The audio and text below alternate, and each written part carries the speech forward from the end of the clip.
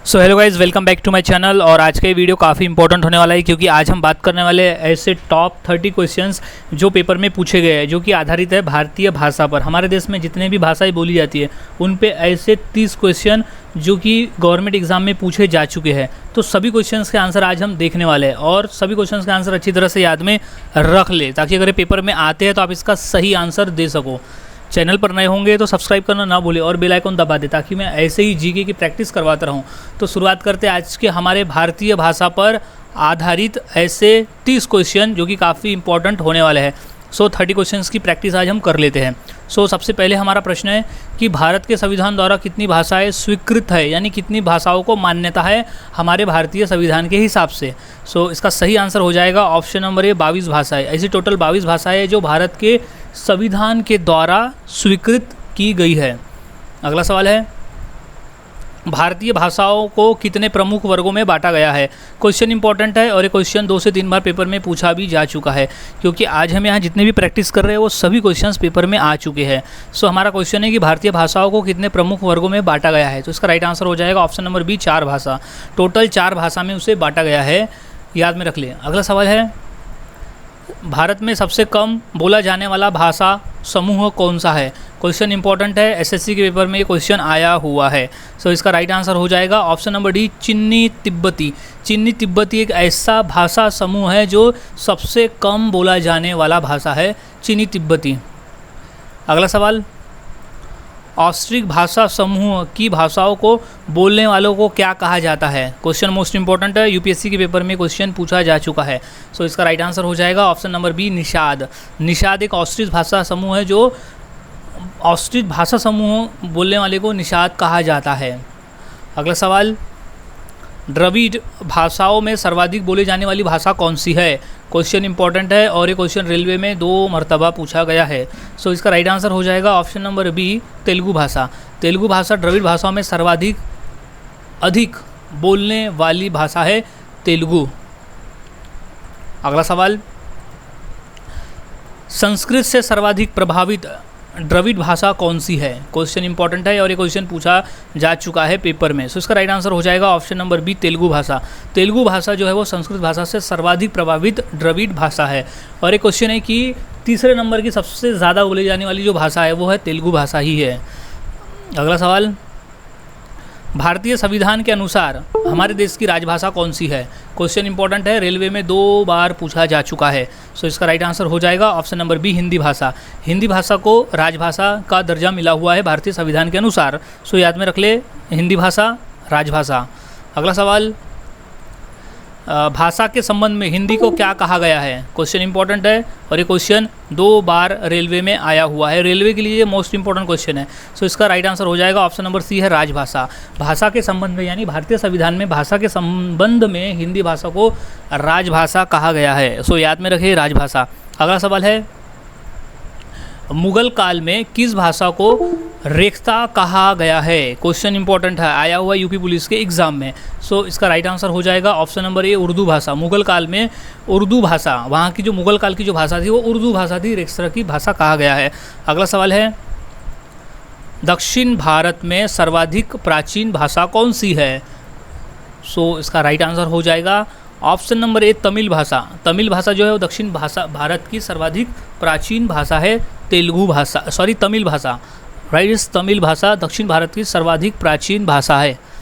अगला सवाल, देश का एकमात्र किस राज्य की राजभाषा अंग्रेजी है। क्वेश्चन इंपॉर्टेंट है और ये क्वेश्चन पूछा जा चुका है पेपर में। इसका राइट आंसर हो जाएगा option number D, Nagaland. Nagaland Bharat में एक ऐसा राज्य है जहाँ की राजभाषा जो है वो अंग्रेजी है, क्योंकि वहाँ के रहने वाली जनता जो है वो सर्वाधिक मात्रा में, जहाँ की जो मेजर पॉपुलेशन है वो इंग्लिश में बात करती है, इंग्लिश में बोलती है, इसलिए वहाँ की जो राजभाषा बनाई गई है वो अंग्रेजी रखी गई है नागालैंड की। वो हमारे देश की वो एकमात्र राज्य है जहाँ की राजभाषा अंग्रेजी है। नेक्स्ट सवाल है, लक्षद्वीप समूह में मिलिकाय द्वीप की क्या भाषा है। क्वेश्चन आया हुआ है यूपीएससी के पेपर में। इसका जो राइट आंसर हो जाएगा वो है option number D, Mahul. Mahul एक भाषा है जो लक्षद्वीप समूह में मिनिकाय द्वीप की भाषा है, माहुल। याद में रख ले, माहुल। अगला सवाल है, भारत की किस प्रांत में कोंकणी भाषा बोली जाती है? क्वेश्चन इंपॉर्टेंट है और ये क्वेश्चन काफ़ी बार पेपर में पूछा गया है। सो इसका राइट आंसर हो जाएगा ऑप्शन नंबर बी, महाराष्ट्र और गोवा। महाराष्ट्र और गोवा ऐसे दो राज्य हैं जहाँ पर कोंकणी भाषा बोली जाती है, और ये बोली जाती है समुद्र के किनारे में जहाँ मछुआरे हैं। मछुआरों की जो भाषा है वो कोंकणी भाषा होती है, इसलिए महाराष्ट्र में, खास मुंबई में और गोवा में ये कोंकणी भाषा बोली जाती है। सो याद में रख ले, महाराष्ट्र और गोवा। अगला सवाल है, केरल की राजकीय भाषा कौन सी है? क्वेश्चन इंपॉर्टेंट है और ये क्वेश्चन 2 बार पेपर में पूछा भी जा चुका है। सो इसका राइट आंसर हो जाएगा option number D, Malayalam. Malayalam भाषा जो है वो केरल राज्य की राजकीय भाषा है। ये पूछा गया था यूपी पुलिस के एग्ज़ाम में। सो याद में रख ले आंसर को। अगला सवाल है, नागालैंड की राजकीय भाषा कौन सी है? क्वेश्चन 2 से 3 बार पेपर में पूछा जा चुका है। सो इसका राइट आंसर हो जाएगा ऑप्शन नंबर सी, अंग्रेजी। अंग्रेजी भाषा जो है नागालैंड की राजकीय भाषा है। क्यों? क्योंकि नागालैंड में जो रहने वाले लोग हैं वहाँ पर मेजॉरिटी में अंग्रेजी बोलते हैं, इसलिए वहाँ की जो राजभाषा है वो अंग्रेजी कर दी गई है। अगला सवाल है, आंध्र प्रदेश की राजकीय भाषा कौन सी है? क्वेश्चन 2 बार पूछा गया है पेपर में और ये आया हुआ है। सो इसे अच्छी तरह से याद में रख ले। आंध्र प्रदेश की जो भाषा है वो तेलुगु भाषा। वहाँ पर आंध्र प्रदेश में तेलुगु भाषा बड़े पैमाने पर बोला जाता है, काफ़ी लोगों द्वारा, यानी मेजॉरिटी द्वारा, इसलिए आंध्र प्रदेश की जो राजकीय भाषा रखी गई है वो तेलुगु भाषा रखी गई है। अगला सवाल है, निम्नलिखित भारतीय भाषाओं में कौन सी भाषा द्रविड़ भाषा की उत्पत्ति नहीं है? सो ये पूछा गया था एसएससी के पेपर में। सो इसका राइट आंसर हो जाएगा ऑप्शन नंबर डी, मराठी भाषा।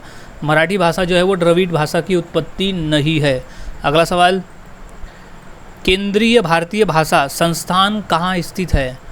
सो इसका राइट आंसर हो जाएगा ऑप्शन नंबर डी, मैसूर में। मैसूर में है, केंद्रीय भारतीय भाषा संस्थान स्थित है मैसूर में। सो राइट आंसर इज़ मैसूर। अगला सवाल है, दक्षिण भारत में हिंदी भाषा के क्षेत्र में किसने प्रचार प्रसार किया? सो राइट आंसर है ऑप्शन नंबर डी, सी, राजगोपालाचारी। राजगोपालाचारी ने दक्षिण भारत में हिंदी भाषा के क्षेत्र को प्रचार प्रसार किया, यानी वहाँ उसने फैलाया। अगला सवाल है, हिंदी के पश्चात भारत की दूसरी सबसे ज़्यादा बोली जाने वाली भाषा कौन सी है? क्वेश्चन इंपॉर्टेंट है क्योंकि क्वेश्चन पेपर में आया हुआ है। सो इसका राइट आंसर हो जाएगा option number C, Bangla. Bangla भाषा जो है वो हिंदी के बाद भारत देश में बोली जाने वाली सबसे बड़ी भाषा है, जो दूसरे नंबर पे आती है, जो सबसे ज़्यादा बोली जाती है हिंदी के बाद। अगला सवाल, कौन सी भाषा ऑस्ट्रिक समूह से संबंधित है? सो इसका जो राइट आंसर हो जाएगा वो है ऑप्शन नंबर बी, खासी। खासी एक ऐसी ऑस्ट्रिक समूह में बैठती है खासी भाषा। अगला सवाल, कौन सी भाषा देव भाषा है? कौन सी भाषा देव भाषा है? सो इसका राइट आंसर हो जाएगा ऑप्शन नंबर सी, संस्कृत भाषा। संस्कृत भाषा जो है वो देव भाषा है, और भारत की जो सबसे प्राचीन भाषा है वो भी संस्कृत है। ये भी क्वेश्चन कई बार पेपर में पूछा गया है कि भारत की सबसे प्राचीन भाषा कौन सी है। So right answer is Sanskrit, और कौन सी भाषा देव भाषा है, तो ये भी राइट आंसर इज संस्कृत भाषा। अगला सवाल, चोल शासकों की भाषा क्या थी? क्वेश्चन आया हुआ है रेलवे में 2 बार ये प्रश्न। सो राइट आंसर हो जाएगा ऑप्शन नंबर बी, तमिल भाषा। तमिल भाषा जो थी वो चोल शासकों की भाषा थी, याद में रखे, तमिल भाषा। अगला सवाल है, भारत की तीसरी सर्वाधिक बोली जाने वाली भाषा कौन सी है? क्वेश्चन आया हुआ है एसएससी के पेपर में। सो राइट आंसर हो जाएगा तेलुगु भाषा। तेलुगु भाषा जो है वो भारत की तीसरी सर्वाधिक मात्रा में बोली जाने वाली भाषा है। पहले नंबर पर है हिंदी भाषा, और दूसरे नंबर पर है बांग्ला, और तीसरे नंबर पर है तेलुगु। अगला सवाल, निम्नलिखित देशों में से किसमें तमिल एक प्रमुख भाषा है? क्वेश्चन इंपॉर्टेंट है कि निम्नलिखित में से कौन से देश में एक प्रमुख भाषा है। So right answer is Singapore. Singapore देश है जहाँ पर तमिल भाषा एक प्रमुख भाषा है। So right answer is Tamil भाषा है सिंगापुर। अगला सवाल, त्रिपुरा की राजभाषा क्या है? क्वेश्चन इंपॉर्टेंट है और ये क्वेश्चन रेलवे में और यूपीएससी के पेपर में आया हुआ है। सो राइट आंसर हो जाएगा option number D, Bangla. Bangla जो है वो त्रिपुरा की राजभाषा है। अगला सवाल, संघ शासित प्रदेश लक्षद्वीप की भाषा कौन सी है? क्वेश्चन इंपॉर्टेंट है क्योंकि क्वेश्चन आया हुआ है पेपर में। सो इसका राइट आंसर हो जाएगा option number C, Malayalam. Malayalam भाषा जो है वो संघ शासित प्रदेश लक्षद्वीप की भाषा है। अगला सवाल है, गोवा की स्वीकृत भाषा कौन सी है? सो क्वेश्चन 2 से 3 बार ये क्वेश्चन पूछा जा चुका है। सो इसका राइट आंसर हो जाएगा option number A Konkani. Konkani भाषा जो है वो गोवा की स्वीकृत भाषा यानी गोवा की राजभाषा है कोंकणी भाषा। अगला सवाल, हिंदी भाषा भारतीयों का प्रतिशत लगभग कितना है, यानी हिंदी बोलने वाले भारतीयों का कितना प्रतिशत है। सो इसका राइट आंसर हो जाएगा ऑप्शन नंबर डी 35%। भारत में 35% लोग ऐसे हैं जो हिंदी भाषा बोलते हैं। अगला सवाल, किस भाषा को शास्त्रीय भाषा का दर्जा दिया गया है। क्वेश्चन इंपॉर्टेंट है, ये क्वेश्चन आया हुआ है रेलवे में 2 बार। सो इसका राइट आंसर हो जाएगा ऑप्शन नंबर ए ओडिया।